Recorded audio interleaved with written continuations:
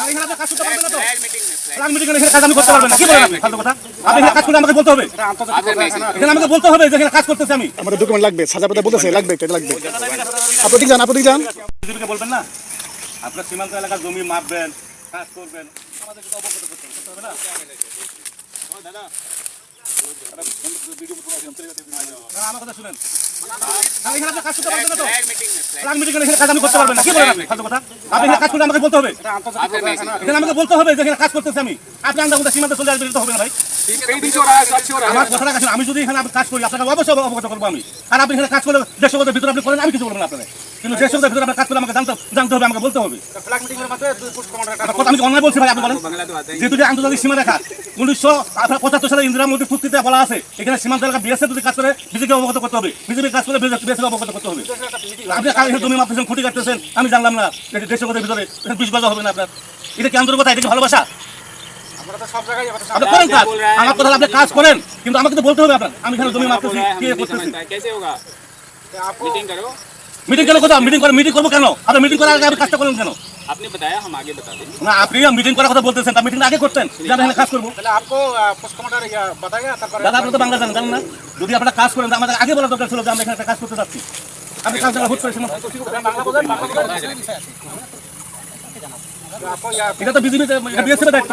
BSF তো বলবে যে এখানে আমাদের একটা কাজ হচ্ছে, আপনাদের অবগত আমরা করালাম, বাস শেষ হয়ে গেল কথাটা। কিন্তু আপনি যদি আমার না করে আপনি যদি একা একা সীমান্ত এলাকা আসেন সেটা হবে না ভাই।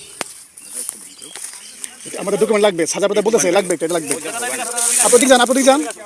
এটা আমাদের ডকুমেন্ট লাগবে, আমাদের অথরিটি বলতে হবে না। আমাদের অথরিটি বলতে আমরা আপনার প্রোডাকশন দিয়েছি, আমরা না করছি।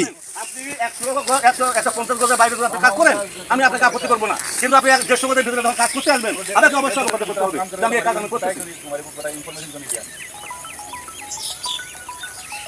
একটা যদি সীমান্ত যখন যেটা মন চায় তখন সেটা করা যাবে না, যাবে? একটা আইন আছে, একটা নিয়ম আছে।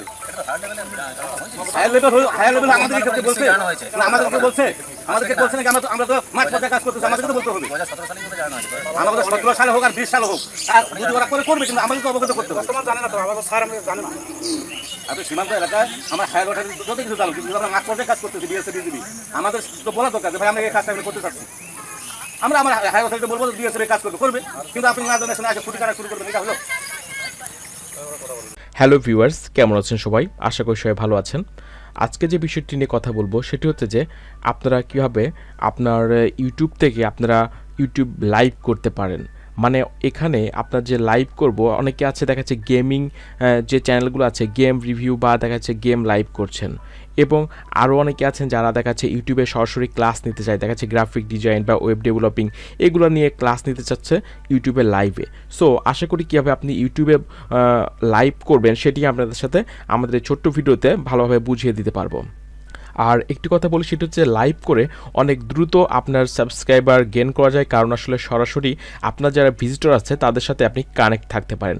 সো লাইভ করলে সরাসরি কি হয়, আপনার চ্যানেলটা খুব দ্রুত গ্রো করে। সো আপনার চ্যানেলটি বা নিশটি যদি লাইভ করার মতো হয়ে থাকে তো অবশ্যই আমি বলবো যে আপনারা লাইভ করবেন। আর লাইভটা আমি আজকে করবো সেটা হচ্ছে OBS দিয়ে। আপনারা অবশ্যই